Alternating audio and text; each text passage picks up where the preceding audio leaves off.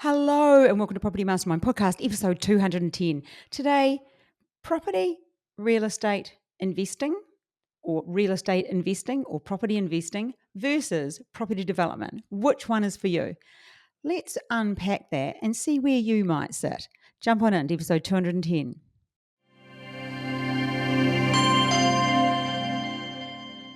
Hello and welcome to episode 210. Property development, property investing. Which one is right for you? And I said real estate investing or real estate property investing, however you see it. But we're going to look at today both of those strategies and which one might be best for you, and just go down the road so you can decide whether you want to be a developer or an investor. Anyway, hey Bob, the legendary Bob Anderson is with me as usual. Episode 210 we've got there. I can hardly believe it. 210, amazing. It is amazing. Well done to us. Yes, well done to us. So what's your tip? Well, it's come out of a conversation I've had, but I've heard it as well this week with you. And in fact, I've heard you say it to two people in the last week. And you said, just get your finger out. I don't know where it was. And pull the trigger. I think I used that word, yes. Pull the trigger. Yeah. And in other words, don't sit around thinking about it, because time just passes you by. And we meet people sometimes, it could be at a workshop, who made the decision 5 years ago to do property development. They haven't pulled the trigger. Still, 5 years later, here they are coming to a workshop. And all they can say is, oh, my God, I wish I'd pulled the trigger 5 years ago. Yeah, definitely. It's just we sit on the fence before we unpack this podcast, but we do sit on the fence as humans for so many different reasons. And sometimes it's because we're just fearful, or we're in the habit of procrastinating. We have lots of nice reasons why we don't. And seriously, you've just got to get off your butt and do it. If you're thinking about it, do it. Otherwise, let it go and decide you won't be a property developer, because you'll just kick yourself, won't you? I mean, it's just such a game changer, an absolute game changer. I kind of pinch myself every day and I think, how do I end up here today alone? So here we go, down to a meeting. We're building the industrial block of units, 16. I always thought it was 17, and then recently I heard it was 16 and I thought, oh, maybe I got that wrong. Anyway, there's me sitting there with me, you, Aaron, and two other males. So I'm in a room with all males and we're going through building plans, and I just think, wow, this is what I do now. But it was such a cool meeting. It was such a cool day. Met a great builder. It was just really awesome. And if I hadn't pulled the trigger or jumped into it or decided to be part of it, then I wouldn't be here. So if you're thinking about it, well, then come along. And we do have we've got the lunchtime session. That's a free one. That's next week. And there'll be a link below for that. But we've also got our free masterclass, which is on Saturday, August the 9th. And that's a 3.5 hour event. And that is from 9 a.m. Sydney time. Sorry for the confusion for people to see all the different timings, but it's just 9 a.m. Sydney time. We would love for you to come along to that. It is a phenomenal event. You will learn so much. So if you want to come to that, you will need to register, because that way you will get the Zoom link. Otherwise, you won't get the Zoom link to attend that. Anyway, we aren't here to talk about that. But if you are interested in property development, and Bob's tip was great, pull your finger out and just jolly well do it. Okay, Bob, we've got the book this week, Going to Dale Wevenden. Dale, in the post. I'd say Shelley's already reached out to you, and that will be coming to you really soon. And if she hasn't, she will. So, Bob, let's get on to our topic for the day, which is real estate. Can I just call it property investing? Call it property. Yeah. I found out once in the United States, they don't say property very often. It's all real estate, real estate investing, real estate development. That's what they call it there. Over here, we call it property investing and property development. Yeah, I just got confused because I just got confused. But anyway, well, I didn't know. We know what it is. We did, yeah, we know what it is. I just don't know what way the audience or you, the listener, likes to hear it. So I'm talking to you, listener. Are you interested in property investing or property development? And let's look at the pros, Bob. The pros of property investing. First one. Well, build wealth. That's the obvious one. And why do people invest in property? It's to build long-term wealth. That's why we do it. Hey? And the alternative is, well, there's lots of alternatives. Go to the pub. Do nothing. Yeah.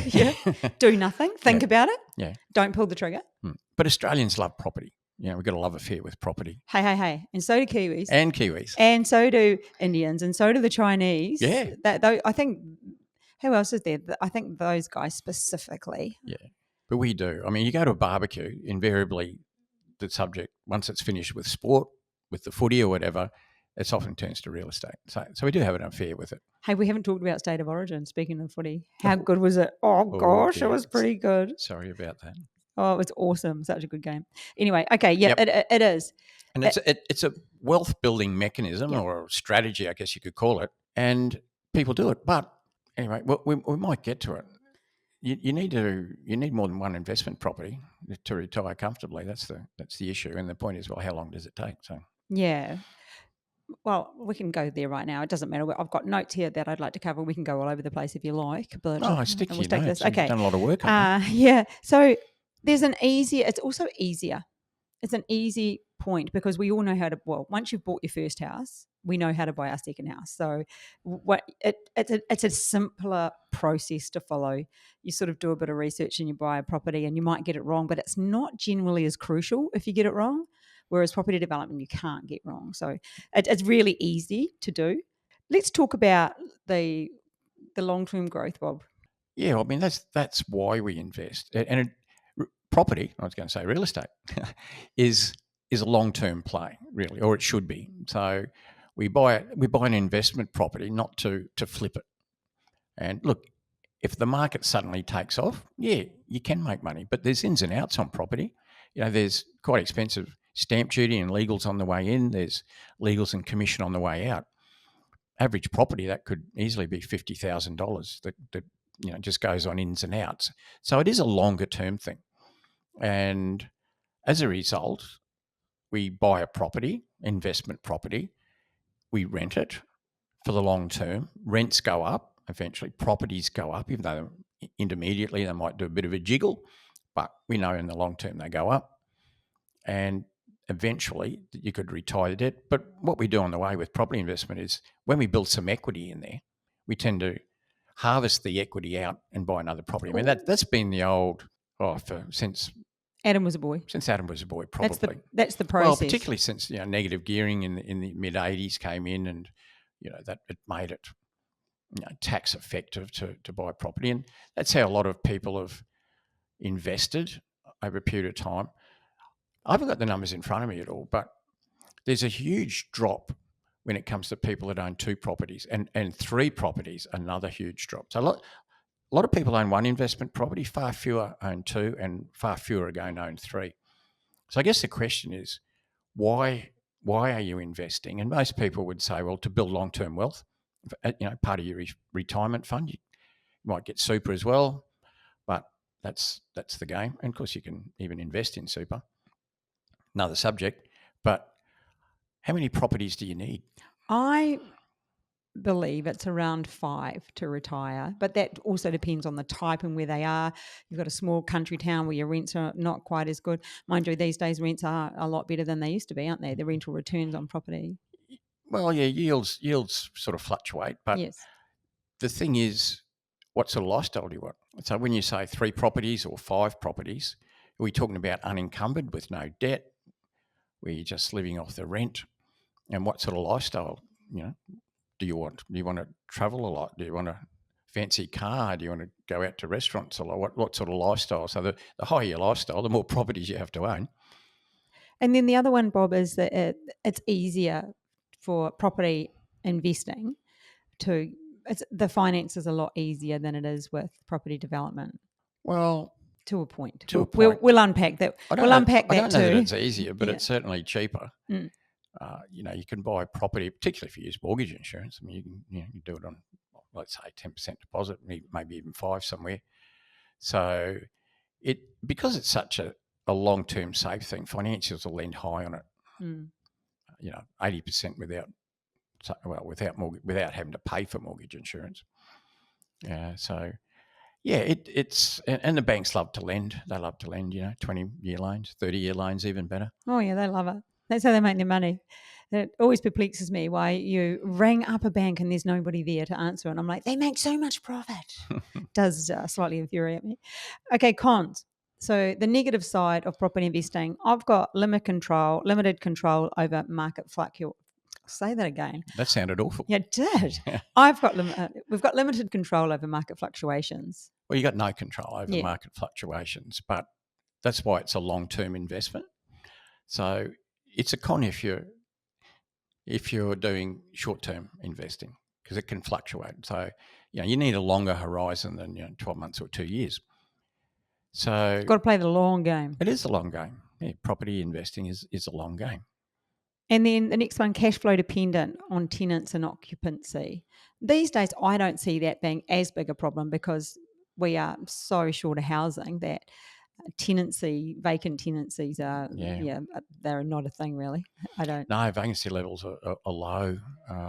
They have been for quite a while in most places, and some of them are like almost zero.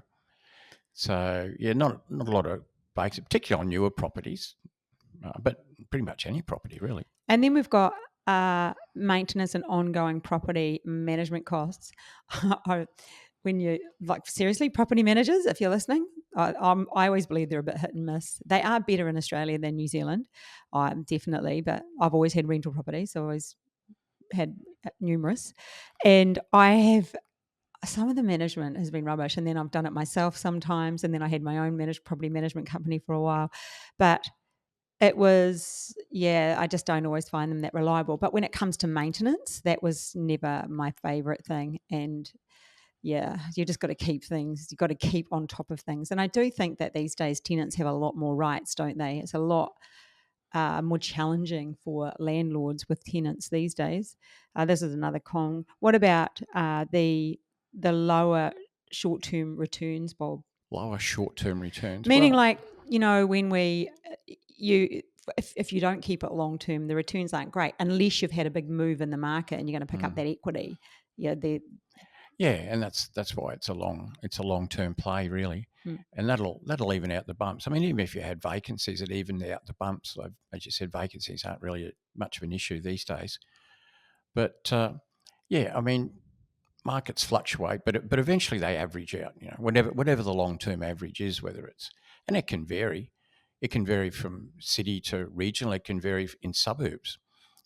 Some people say, well, the long-term average capital growth of property in Australia is 7%. But I mean, that takes in, if it's even true, it takes in a lot of properties. But then you could have properties in some suburbs where, the last 30 years could have been 12%.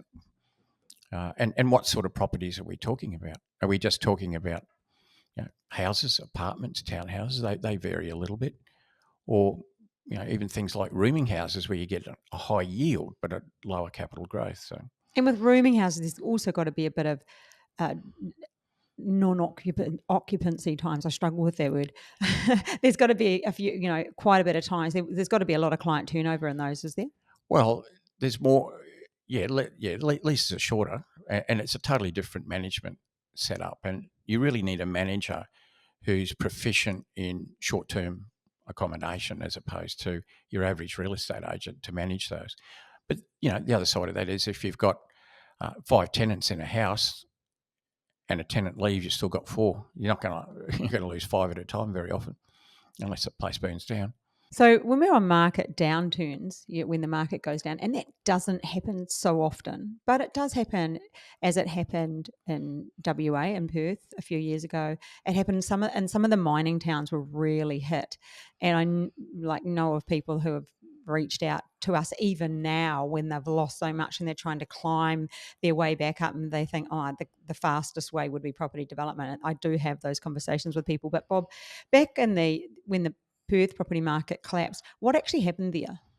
Well, that was about 2014, from memory, about the middle of 2014. It only in the last probably 18 months it surpassed those values back then. But Perth's a bit different. I mean, it's very much a mining state. The whole economy of Perth, or not Perth, Western Australia, is built around mining. So it's very sensitive to mining. When there's a mining boom on, values tend to go up. When there's not, people leave town. So you could say Queensland has a lot of mining, but it has a lot of tourism. So it can counter that. But Western Australia is very heavy on mining. And same with those mining towns that you talked about, there's Moranbah and Miles. There was lots of people invested in there because mining was booming and people were paying, $2,000, $2,500 a week for a 4-bedroom home, and a lot of people bought property. But those sort of things never last. That was a bubble waiting to burst, and unfortunately a lot of people got hurt when it burst. I hear you. It's about choosing good quality locations for investment as well.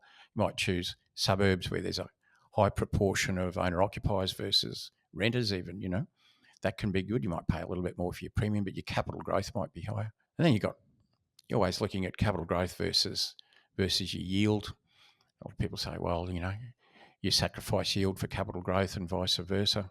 The perfect scenario is, of course, high yield, high capital growth, but not easy to get those two things. But I think I'm at the moment sacrificing one for the other. I'm on a high yield, but not a high capital growth.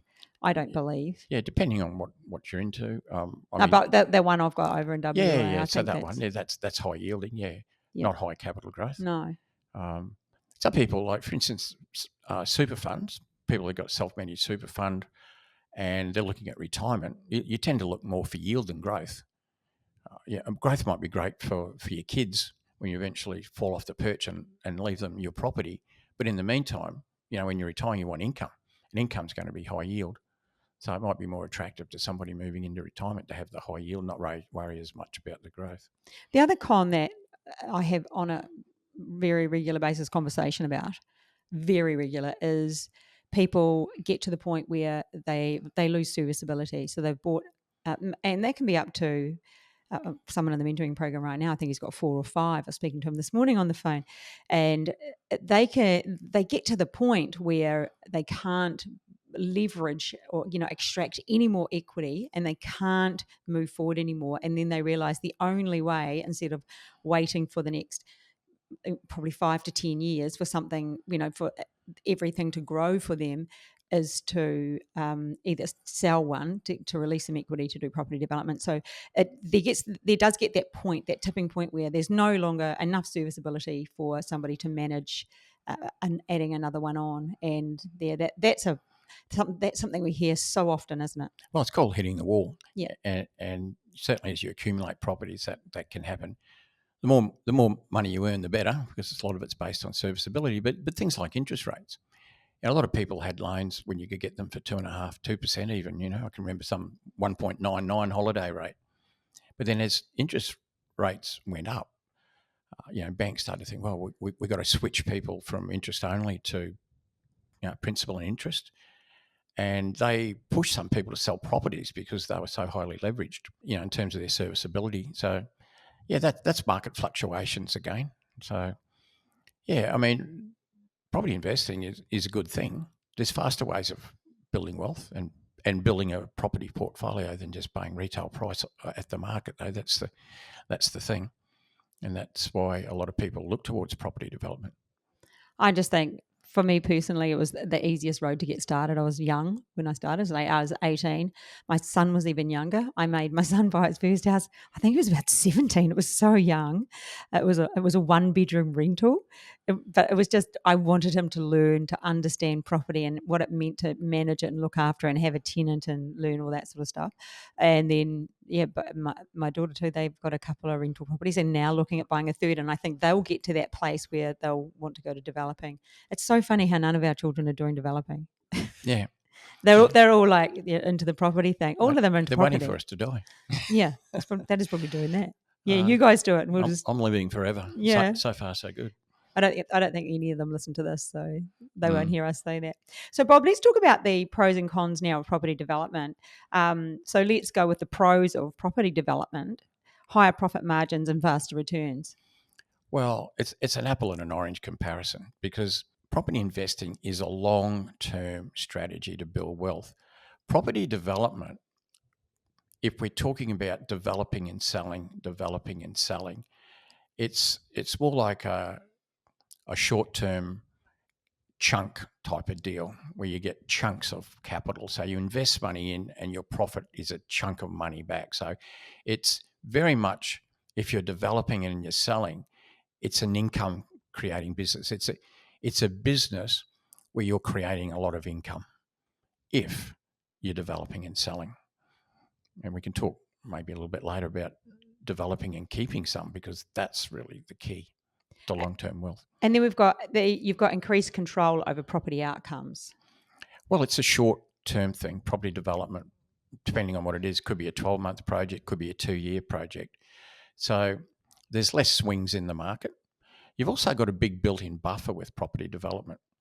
If you're building, let's say you're building a couple of $800,000 townhouses, you're creating them for about $670,000. So you've got $130,000 profit on average in an $800,000 townhouse. So if you're doing 3, you've got about 313, you're about $400,000 profit there. That's a big buffer if the market moves a bit. It might mean instead of making $400,000 that you end up making $300,000 because the market dipped. But that's a big buffer, your profit. By the same token, markets go up more than they go down. So more often than not, you're going to make more money out of a project than you thought you were going to make at the beginning. Assuming you do it properly, you've got all your numbers accounted for, because markets can move up. And then we've got potential to add significant value through development. Well, that's significant value. Yeah, that's what we do, isn't it? Typical example, we buy an old house that's pretty well worn out. Ideally, knock it down, build a beautiful new duplex, 3 or 4 townhouses, maybe cut the block in half and build 2 new houses, whatever we do. So we're in control of that.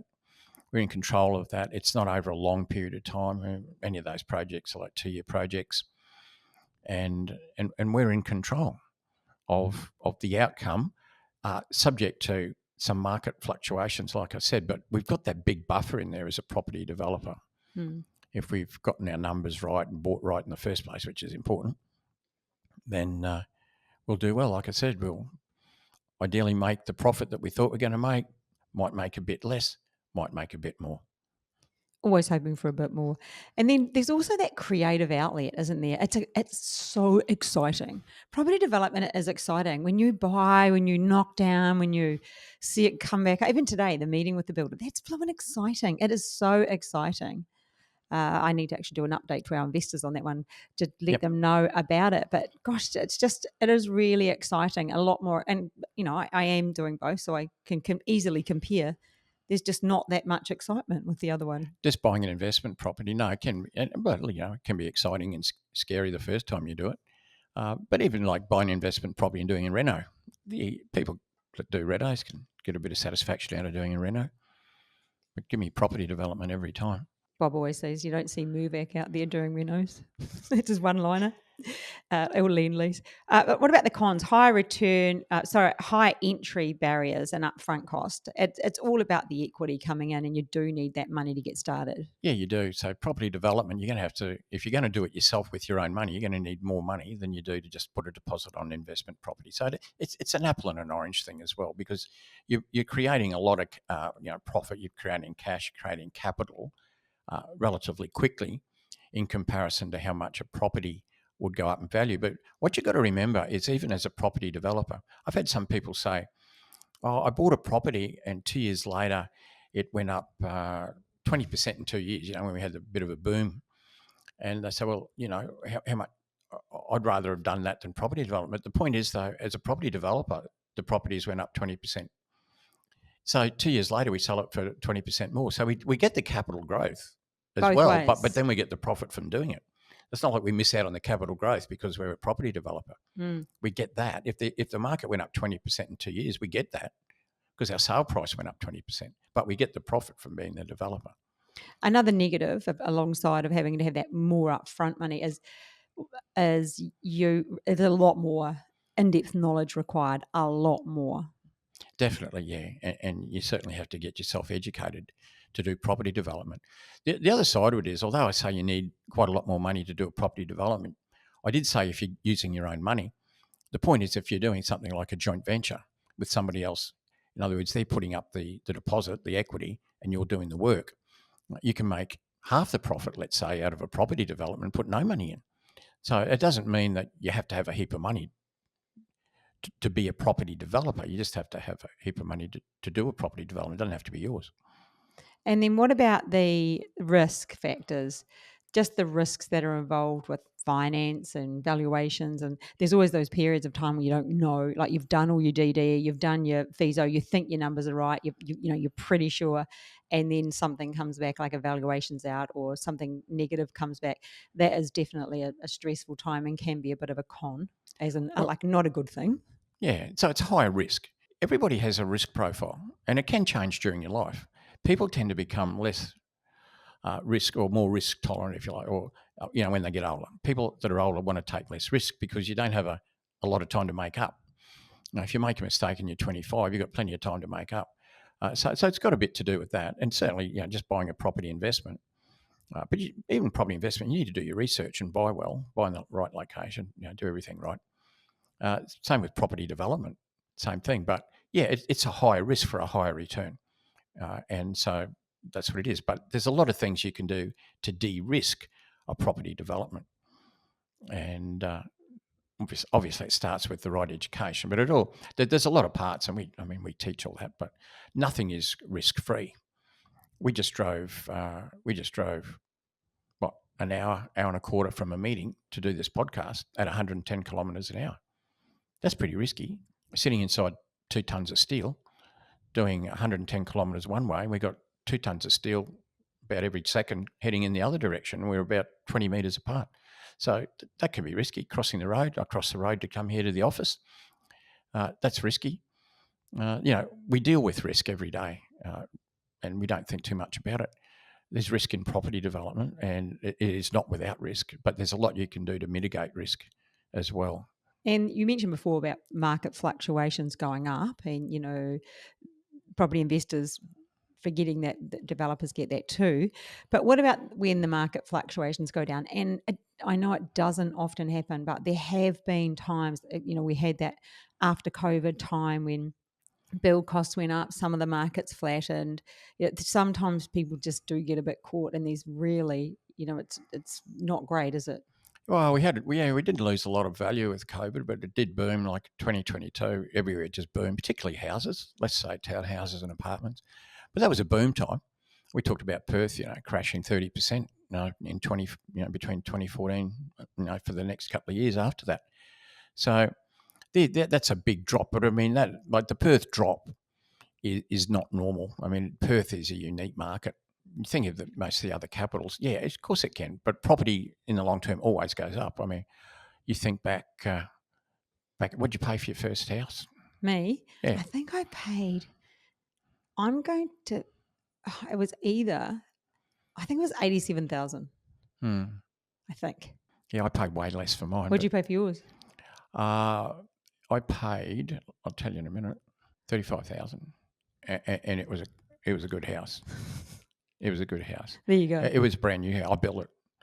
Well, I didn't build it. I acted as an owner builder, but it was worth considerably more even after that. But yeah, I mean, I can remember what I used to love to do. Just a quick story, and you've probably done the same thing. Maybe when you've renovated houses, you've done it. But when we used to demolish houses to build townhouses, and usually it's an old house, a lot of old houses, if they weren't renovated too much, I still had the old lino. So I demolished some houses, and they had the original lino down. The houses were probably built in the 1930s.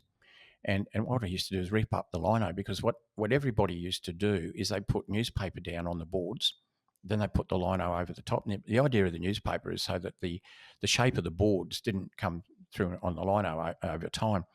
And I got some great old newspapers from the 1930s. The first thing I'd do is I'd look for the real estate section.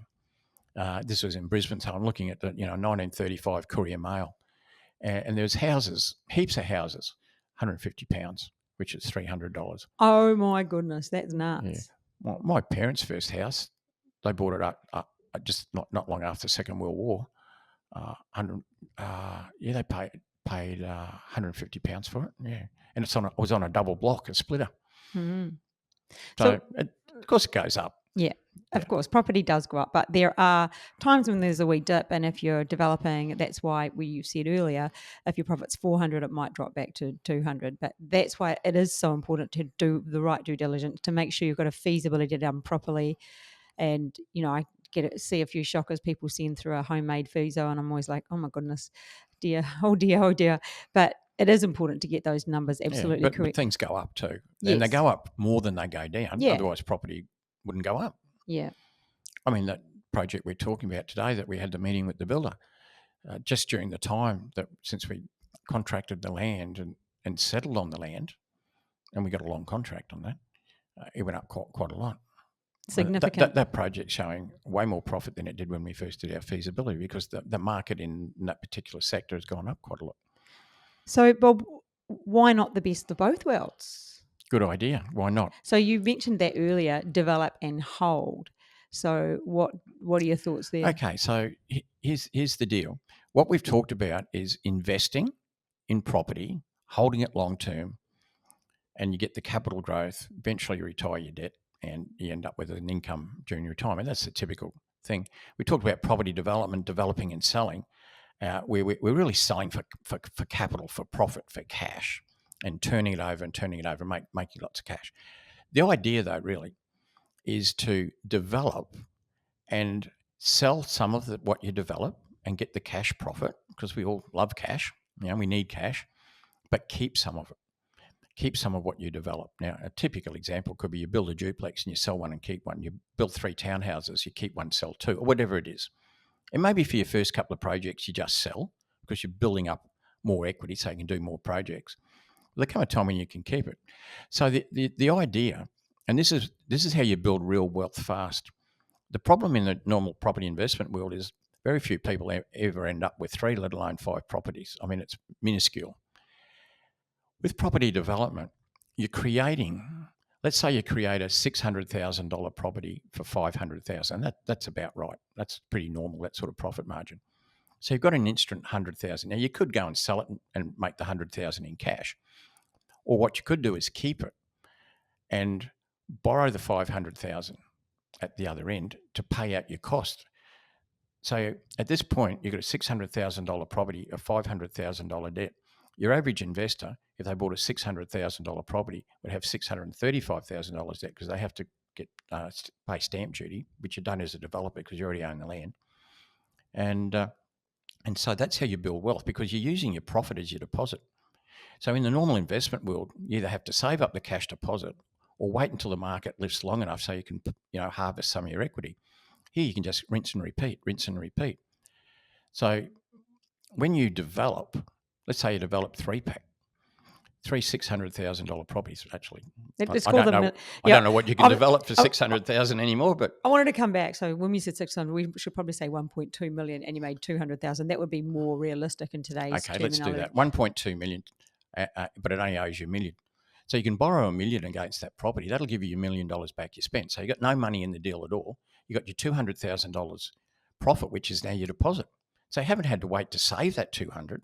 You haven't had to wait for the market to go up enough to drag the 200 out. You just created it in, let's say, 2 years. And you might sell the other 2, make 400, pay tax if you wanted to on those, and reduce the debt from $1 million back to probably about 700 on a 1.2. Or the 2 you sell, just use that as cash flow. So, you sell 2, you get 400,000 cash. Yeah, you've got to pay tax, big deal. But there's no stamp duty. There's no stamp duty on the one you keep. You keep, yeah. So somebody bought a $1.2 million property, you probably own 1.25. So you're 250 grand in front. But that's how, because you see, you haven't, as far as time goes, you've created. Maybe you can keep all 3, but at least keep one. And so that means next project you can keep another one. Next project you can keep another one. So every 2 years you're keeping a property. So in 10 years you got 5 properties. And you've got no capital tied up in it, because you're just leaving your profit in. And that's how you build wealth as a property developer. And so basically the ones you sell is cash, and the ones you keep is long-term capital growth. I've got a question here, Bob. When should somebody, and maybe you could apply this to yourself, or should somebody consider keeping versus selling?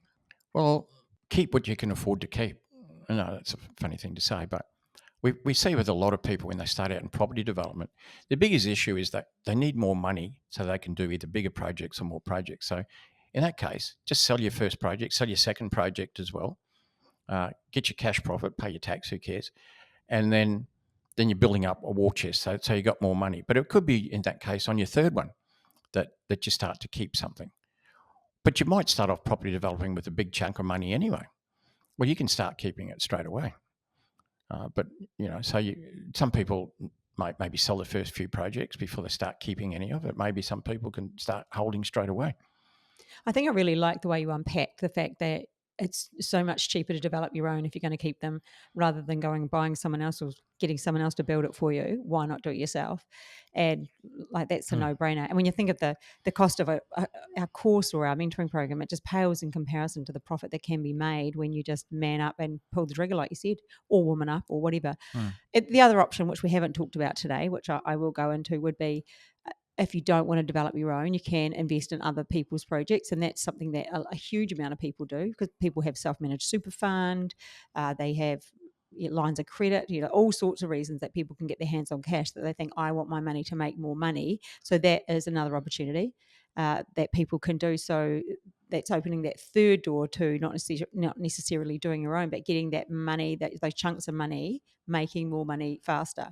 And you and I have both done that on many occasions. So we've kind of, both of us have played in all of those. We play in some together, we play in some separately, and we do that, all of them. But it's all done with a lot of thought behind it. Even the property that over in WA, there was a lot of thought. It was like, let's get an NDIS property underway. Let's get one of those as a hold strategy. So there was a game plan there, and I think that's another thing. Have a bit of a game plan. It can be flexible. You don't have to be solid and stick to it, but it is important to think, okay, that holding that for some creation, some good money coming in, and then doing this to sell, like the current industrials, doing those to sell their money chunks.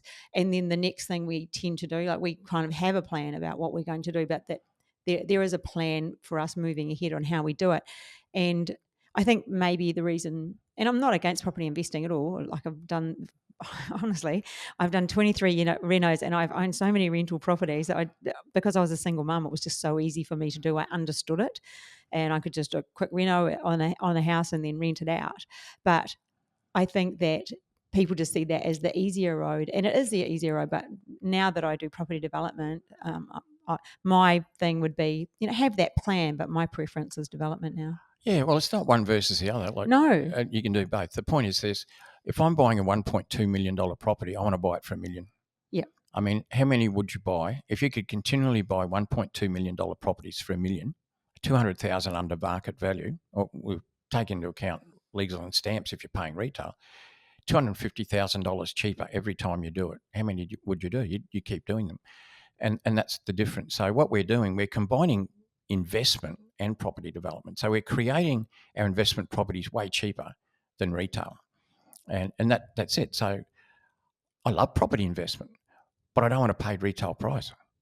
I want to pay not wholesale price. I want to pay cost price, and that's what developers do. We pay cost price for property. So the person walking down the street, they'll pay 1.25, including legals and stamps. We'll pay $1 million. And yes, we have to do something to get it for $1 million for sure. But if we do 3, then we're at $750,000 in front on that particular project. And how long does it take? We'll decide out of that 750 how much we'll take in cash and how much we'll leave as a deposit and take our money all back out. So we've got no money sitting in there at all.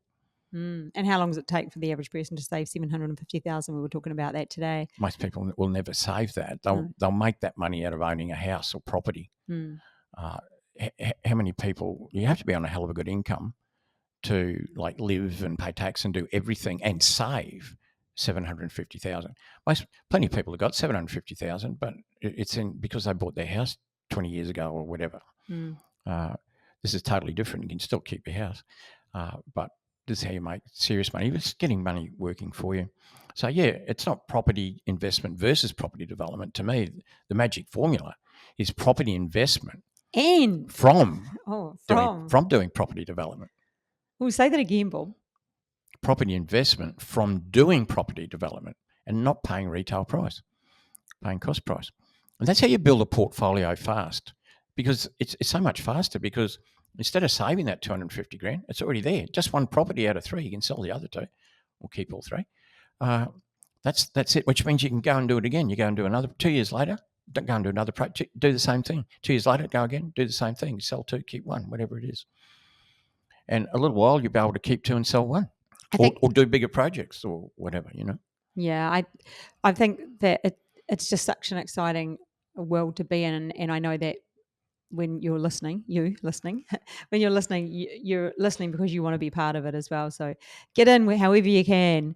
Anyway, Bob, I think we've covered off enough here. Just a reminder, we've got that free lunchtime event next week. There'll be a link below. We've got the free masterclass on the 9th of August. There'll be a link below to sign up for that. You need to sign up for everything, otherwise you will not receive the Zoom link. And then if you're interested, serious, if you really want to talk to me about property development, well then give me a call and I can chat to you about how we might be able to support you. Also, we've got our workshop in September, which is awesome, and you should come to that. It's so much fun.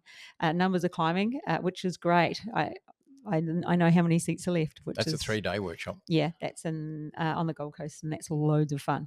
Anyway, Bob, thanks so much for unpacking that with me. It's a pleasure being in property with you. You're such a legend. Likewise. Yeah, you know so much. So whatever you choose, just choose well and make yourself a lot of money. So we'll catch you again next week. Bye for now. Bye now.